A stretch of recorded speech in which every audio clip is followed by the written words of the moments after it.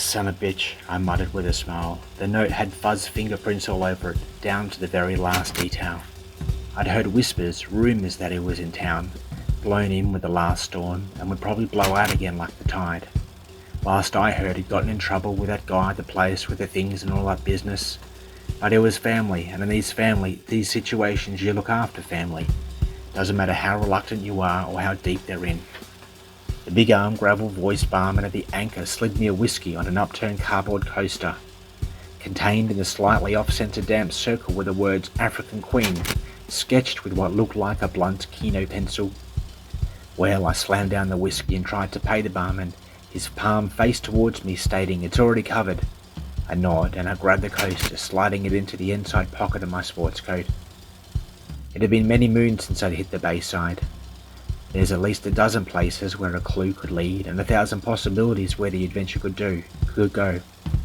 Something told me I was being watched, but then again, Fuzz always got a kick out of this humorous voyeurism.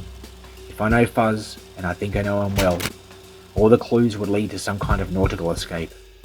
The fact he knew I'd be drinking at the anchor, that I would have spent the morning with a Commodore. Hell, he would have known the whiskey was the only thing that calmed my salt-ravished throat. The 72 Oldsmobile loved cruising, and the Esplanade was one hell of a place to cruise. Heads turned as I scanned 360 degrees for something, anything. Everywhere I stopped though, everywhere I pulled over, everyone I asked gave the same answer. "Tall fella, black suit, cigarette," they'd repeat. Seeing the faded photograph I pulled from my wallet. "Yeah, he was here," they all responded, with a variation of some smooth common story he told. "Fuzz, you magnificent bastard," I found myself muttering. Everyone I met, everyone I asked seemed to have an in-depth conversation with him. "If you find him, tell him best of luck in Africa." They all ended the conversation with a smile and warm regards. I swear, given half the chance, these hapless bystanders would have given up their daughters in marriage if he'd spent just another minute with them. Perhaps they already had. I pulled over by a bay. Seagulls laughed their looka-looka tone as my eyes looked for something, anything to present itself. A clue, a flag, a note. All I came up with was seagulls and the scurrying of blue soldier crabs seeking refuge from the imposing monster on the beach.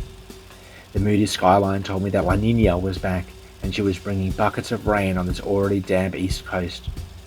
I wondered if Fuzz was really here, and he was heading back out into the blue. He'd be in for one whopping wet adventure.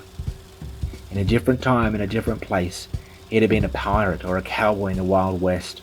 Perhaps he was one of the last great adventurers of our time. To my disappointment, I'd hit the northernmost reaches of the bay. Any further north, and my kind aren't welcome in those parts. Fuzz might like to chase death, but he wouldn't be chasing it in those parts either. On a finger-narrow breakwall, a solitary fisherman gave me a knowing nod as he cast a shiny lure into the choppy waters. Behind, in a little inlet. No, could it be? A small sailing dinghy seemed to glide past as I saw the old ghost boats, a fishing fleet of yore. Their grimy, mouldy hulls moored to sea termite-infested jetties, daring friend and foe to jump aboard.